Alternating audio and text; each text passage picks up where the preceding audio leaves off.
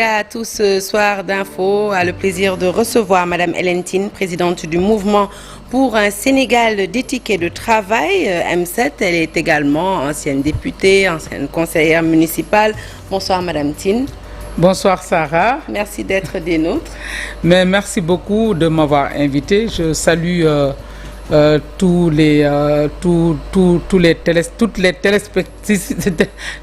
téléspectatrices et les téléspectateurs qui nous regardent à travers le monde, à travers la TFM. J'en profite pour saluer Youssou Ndour, notre frère, qui est à la base de cette œuvre magnifique, et lui dire toute notre solidarité, parce que nous avons vu que dernièrement, il y a beaucoup de sorties quand même, que nous considérons comme étant malheureuses et qui s'attaquent un peu à son œuvre et à lui. Et je pense que c'est un patrimoine national et nous devons protéger ce patrimoine-là. Je voulais lui dire toute notre solidarité ainsi qu'à toute l'équipe de la TFM. Merci beaucoup de votre soutien. Alors, on va démarrer cette interview avec cette bonne nouvelle pour les femmes. Le Parlement de la CEDEAO qui a une nouvelle chef. La Togolaise Ibrahima Memounatou devient ainsi la première femme à diriger cette institution depuis sa création. Votre appréciation de cette première historique pour la représentation féminine en Afrique? Je rajoute justement dans la présentation que je suis aussi avec le caucus des femmes leaders, présidé par notre sœur Fatou Sow-Sarr, qui est justement commissaire à la CEDEAO et que je salue, ainsi que toutes les femmes qui sont membres de cette organisation. Et nous sommes dans un programme qui s'appelle Women Political Participation, appuyé par IDEA International. Et nous travaillons sur ces questions-là. Donc nous saluons aujourd'hui la nomination d'une femme à la tête du Parlement de la CEDEAO, ce qui est une première, une Togolaise. Le Togo vient encore de donner une grande leçon à nous tous, à toute l'Afrique, parce que c'est la première fois que cette institution est dirigée par une femme, c'est important. Mais j'ai été l'année dernière au Togo et j'ai vu que le Premier ministre est une femme. Je pense que même le président de l'Assemblée nationale, il y avait à l'époque le médiateur de la République qui était une femme. Et même, en tout cas, les femmes étaient à des positions stratégiques au sommet dans la gouvernance de ce pays-là. Et je pense que c'est une bonne chose. En prenant, parce que c'est un tour de rôle, dans un contexte où la CEDEAO traverse, en fait, des moments de turbulence, il faut le reconnaître, avec ce qui se passe dans certains pays qui veulent décrocher de l'organisation. En tout cas, le Parlement doit y jouer un rôle important et le fait de choisir une femme montre qu'à chaque fois que les pays sont dans des situations complexes, difficiles, les femmes ont quand même apportent un apport spécial et considérable. Et je pense que nous lui souhaitons en tout cas une très bonne présidence à la tête de cette institution. Et dans le cadre de notre programme, nous pensons pouvoir aller en tout cas rencontrer les parlementaires de la CEDEAO et notamment les femmes qui sont le réseau des femmes parlementaires qui est dirigé par notre sœur Woré du PDS. Donc nous pensons en tout cas contribuer à ce que sa présidence puisse donner des résultats attendus par toute la communauté. Alors, vous le disiez tout à l'heure, le Togo a montré un bel exemple en mettant des femmes aux instances de décision. Il est vraiment aux premières loges de la gouvernance du pays.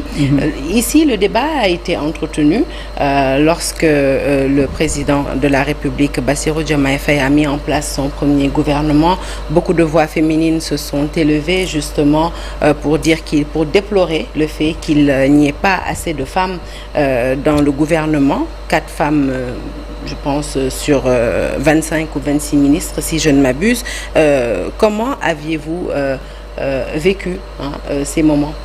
Oui, en fait, c'est vrai que c'est une situation qui nous rattrape, parce que le Sénégal est cité aussi à travers le monde et même au niveau de l'Afrique comme étant un exemple avec la loi sur la parité, qui fait de nous le 4e pratiquement au plan mondial pour la place des femmes dans les instances de décision électives. Maintenant, l'autre problème, c'est la présence des femmes dans les instances de décision nominatives. Et ça, nous avions pu quand même faire des avancées notoires qui nous avaient permis d'avoir jusqu'à 33% de femmes dans les instances de décision nominatives et notamment dans le gouvernement.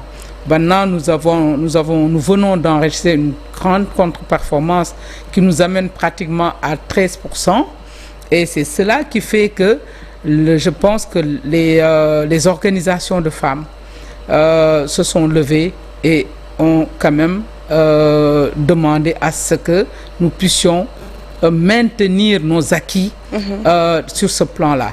Nous avions à l'époque, nous, si je dis nous, c'est le caucus des femmes leaders, fait un communiqué pour dire que pour nous, il fallait peut-être que nous puissions prendre en compte cette préoccupation-là et que nous puissions avancer et corriger. Moi, personnellement, je disais, et nous, au niveau du caucus, il y a eu des études qui ont été faites qui montrent un peu pourquoi nous avons ces problèmes-là, parce que la place des femmes, d'abord, au niveau des instances de décision des partis, est très et quand même n'est pas du tout au niveau qu'il faut, et c'est de là-bas qu'il faut regarder les problèmes. Les femmes chefs de parti, on les compte du bout des doigts, et quand vous êtes dans des coalitions, s'il y a des postes qui sont donnés, mais c'est le chef du parti qui va aller qui est choisi d'habitude. Et il n'y a pas de femmes chefs de parti souvent au Sénégal, ou bien elles ne sont pas nombreuses, et dans les coalitions, elles sont toujours derrière le leader. Et le leader, souvent, c'est lui qui est choisi. C'est ça aussi, c'est des facteurs qui expliquent pourquoi on est dans ces situations-là. Et nous voulons aujourd'hui, en tout cas, nous pensons que ce régime-là, dirigé par le président Diomaye Faye et son premier ministre Ousmane Sonko, pour moi, ne peuvent pas faire moins que ce que nous avions avant. D'autant plus que nous avons eu à vivre avec eux. En tout cas, ils nous ont rassurés lors des locales. Je le dis. Et je l'ai dit on a dit que j'ai tempéré le débat. Mais j'ai des raisons de tempérer le débat parce que je ne doute pas encore de leur volonté politique de répondre à cette préoccupation légitime des femmes sénégalaises. Parce que lors des locales, dans la grande coalition Yewwi, c'était le seul parti qui avait permis de booster le nombre de femmes maires en amenant 2 femmes à la tête des mairies. Et si l'on fait, on les a rencontrés à l'époque, le professeur Fatsar Sow et toute une équipe du programme WPP, échanger avec leurs leaders qui nous ont donné ce résultat-là. Donc aujourd'hui, je ne peux pas douter qu'ils reviennent sur ces engagements et sur cette volonté politique qu'ils nous ont montrée lors des locales. Donc j'espère que, et je vois que de plus en plus, il y a des femmes qui sont par exemple à la tête, qui sont secrétaires générales de ministères. Ça aussi, c'était pas... Quand j'étais à l'Assemblée, je pense qu'il y avait une seule femme secrétaire générale du ministère de l'Environnement à l'époque. J'ai vu qu'il y en avait plusieurs qui ont été récemment nommées à ce poste stratégique. Il y a des femmes qui sont aussi au niveau de certaines directions générales. Mais nous demandons à ce que cette question-là, ce n'est pas une question de féministe. Peut-être que votre demande a été entendue parce que, justement, on le sait, hier, lors du Conseil des ministres, le président de la République a invité le gouvernement à préparer, en accord avec l'ensemble des organisations féminines du Sénégal, un projet de loi d'orientation sur l'autonomisation économique durable des femmes. Donc, en tant que femme et politique, comment avez-vous accueilli ou comment accueillez-vous cette décision? Non, ça veut dire que je disais que la volonté politique pour moi existe. On ne peut pas en douter. Mais cette question, que nous saluons cette décision pour aller vers un projet de loi qui va permettre d'avoir une autonomisation durable. On parle de l'autonomisation des femmes depuis toujours, mais il n'y a pas de durabilité. Nous le savons tous. Il y a des fonds qui sont là, créés. Ces fonds, est-ce qu'on a, in fine, donc, l'impact de ces fonds sur l'autonomisation réelle des femmes. Mais ça concerne les besoins pratiques.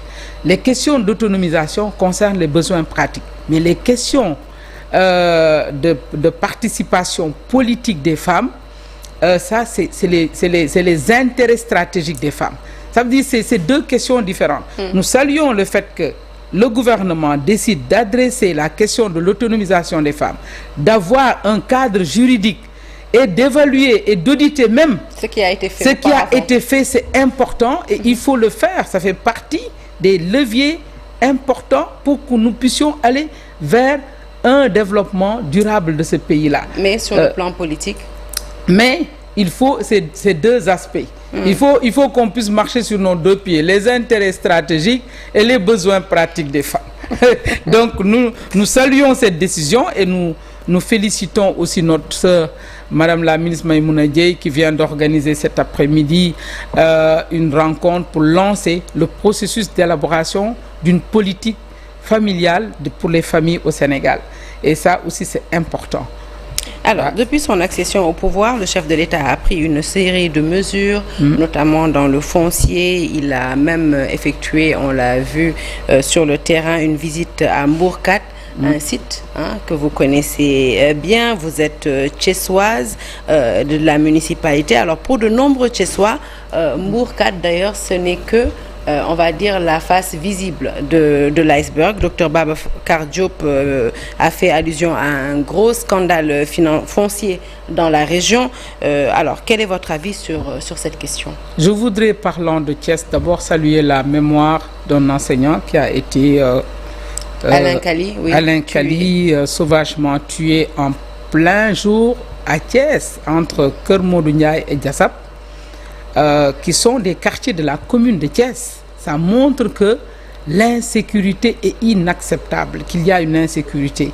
Et je rejoins les délégués de quartier, les chefs de village qui aujourd'hui ont fait un sitting pour interpeller les autorités sur l'insécurité dans cette zone qui est en train de donner à Thiès, vous parlez de foncier, mais l'université, l'ISEP de Thiès, l'université virtuelle, l'école de formation des sapeurs-pompiers, le marché central aux poissons, toutes ces infrastructures sont bâties sur les terres de cette localité de Diassap et de Keur Modou Ndiaye, qui ont donné quand même une contribution importante, mais qui aujourd'hui sont dans l'insécurité totale.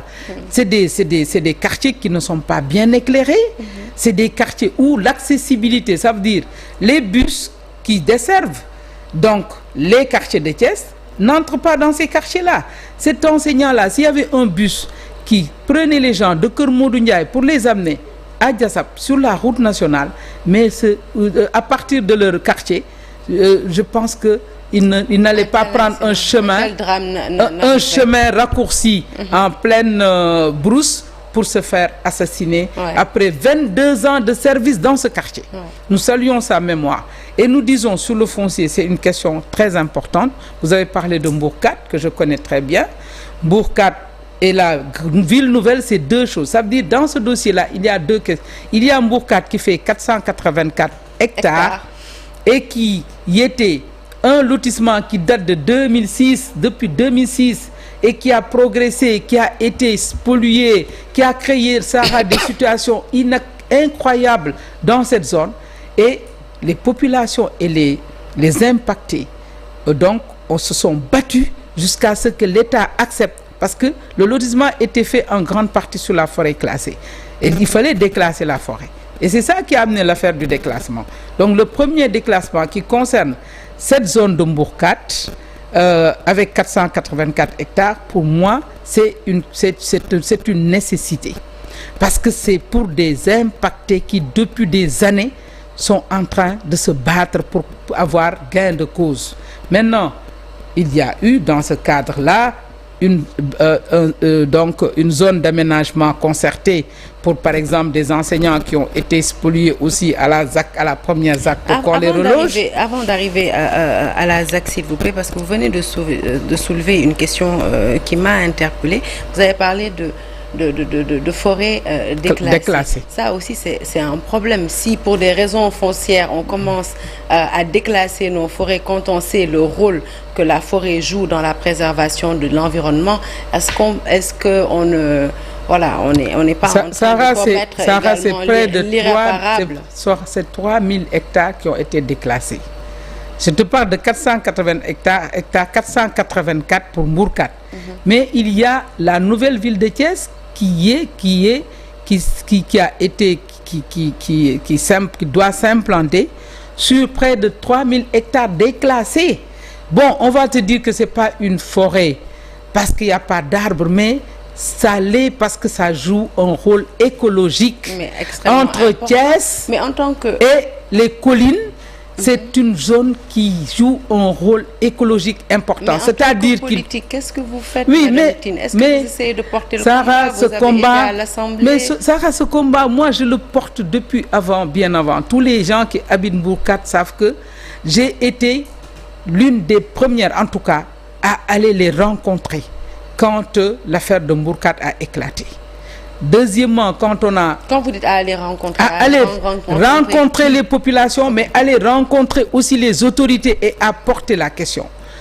Le gouverneur de Thiès de l'époque peut en témoigner, le préfet de l'époque qui est actuellement gouverneur à Saint-Louis, mon frère qui est le gouverneur de Saint-Louis Mbengue actuellement, il peut en témoigner. Toutes les autorités de l'urbanisme, des domaines et du cadastre qui sont passés par Thiès, ils peuvent, je suis pratiquement le mur des lamentations concernant le fossile. Si on vous entend bien, toutes les autorités étaient au fait de ce qui se passe. Non, c'est-à-dire cette question de Mbourkat qui date de 2006, il fallait impérativement trouver une solution à cette question de Mbourkat. Parce que c'est un lotissement qui a été acté en 2006, mais qui n'a jamais été autorisé. Parce que quand les autorités se sont rendues compte que c'était sur la forêt classée, ils ont bloqué le lotissement. Mais les actes ont été donnés aux populations qui sont allées s'implanter. D'autres qui étaient là bien avant et qui étaient là, on les a trouvés là, donc c'était un conflit qu'il fallait régler. Si on s'était arrêté à ces 484 hectares, peut-être qu'il n'y aurait pas eu ce que le président a qualifié plus ou moins de carnage foncier, et que nous qualifions de carnage foncier. Maintenant, il y a eu les 3000 hectares pour cette nouvelle ville qui a en fait permis à des hommes politiques de faire un tong-tong national sur les terres, ces terres en fait qui sont entre l'aéroport de Diass et la ville de Thiès et qui polarisent 4 communes. La commune de Thiès-Ouest, la commune de Keur Moussa, la commune de Noto et la commune de Fandène. Maintenant, quand on décide de déclasser près de 3000 hectares sur cette zone, alors que les populations qui ont donné 4500 hectares, 4500, beaucoup plus que ça, à l'aéroport, pour que l'AIBD puisse exister, et que ces populations on n'a pas encore trouvé régler les problèmes et les engagements que les autorités de l'époque avaient pris auprès de ces populations-là, qui ont donné 4500 hectares. Tu déclasses sous leur nez et sous leur barbe 3000 hectares pour aller donner à des gens des dizaines d'hectares ou les distribuer en hectares comme des bonbons à des gens. Mais ça, c'est choquant. C'est ça qui est inacceptable. Donc, aujourd'hui, nous disons que les nouvelles autorités au président, qu'il ne faut pas reculer sur cette question-là. La forêt est déclassée. Maintenant, pour éviter que cette forêt ne devienne, cet espace ne devienne un piège pour la ville de Thiès, qui est en fait dans une cuvette, et que demain, si cette partie-là devient une ville, que Thiès soit asphyxié, même pas asphyxié, mais être l'otage des eaux de pluie qui vont se déverser dans la cuvette dans la ville de Thiès, qui est en cuvette, parce que cet espace constitue un impact entre les collines de Thiès et la ville pour absorber l'eau, toute cette eau. Maintenant, il faudrait qu'ils pensent à l'aménagement de cette zone, que cette zone soit aménagée de telle sorte que Thiès soit épargnée de futures inondations. On est à la veille de l'hivernage, le gouvernement a parlé des inondations, et c'est maintenant qu'il faut anticiper, ne pas attendre que ces inondations arrivent pour trouver des solutions. Alors malheureusement, il ne nous reste que 2 minutes et j'aurais aimé qu'on évoque la question autour aussi des contrats gaziers, pétroliers, parce que le président de la République a émis le souhait, justement, a annoncé revenir sur la renégociation de ces contrats. De l'avis de nombreux observateurs, ça peut être risqué pour l'investissement, et en plus de cela, ces compagnies étrangères ont certainement dû verrouiller leur mise, donc ce ne serait pas aussi facile que de renégocier ces contrats avec eux. Que pensez-vous de ce débat? Et puis bien sûr, on ne peut pas terminer l'interview sans ce débat, cette polémique autour de l'Assemblée nationale. Est-ce qu'il faut la dissoudre maintenant? Est-ce la dissoudre plus tard? Je ne vais pas m'éterniser sur les contrats. Je pense que c'est une question de volonté politique. Et la volonté politique a été exprimée par les nouvelles autorités. Maintenant, il faut que ce soit des discussions.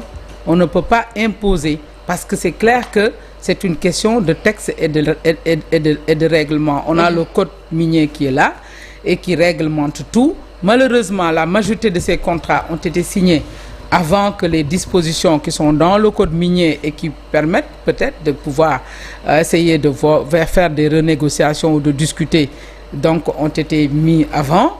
Maintenant, c'est une question de volonté politique, et j'appelle les nouvelles autorités à avoir un débat, en tout cas à privilégier la discussion, les négociations, comme ils l'ont dit.